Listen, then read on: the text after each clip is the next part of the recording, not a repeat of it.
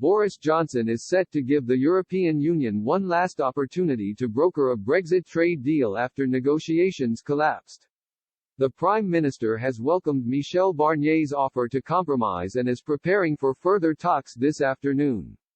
The EU's negotiator said will hold crunch talks with UK counterpart Lord Frost to help Downing Street decide whether the bloc has moved sufficiently to resume wrangling over a free trade agreement.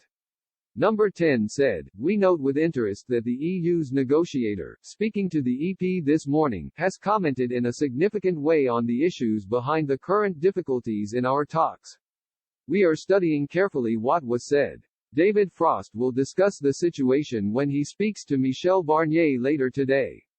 Addressing the European Parliament in Brussels, Mr. Barnier signaled the bloc was ready to make the necessary compromises in a bid to tempt Downing Street back to the negotiating table. The Frenchman said, "We will seek the necessary compromises on both sides in order to do our utmost to reach an agreement.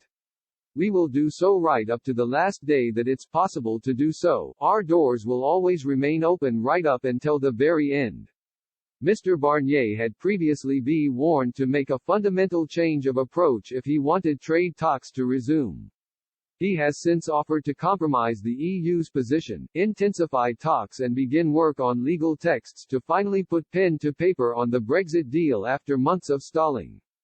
Mr. Barnier added, "Despite the difficulties we've faced, an agreement is within reach if both sides are willing to work constructively, if both sides are willing to compromise and if we are able to progress, on the basis of legal texts, and if we're ready over the next few days to resolve the trickier subjects, because time is of the essence."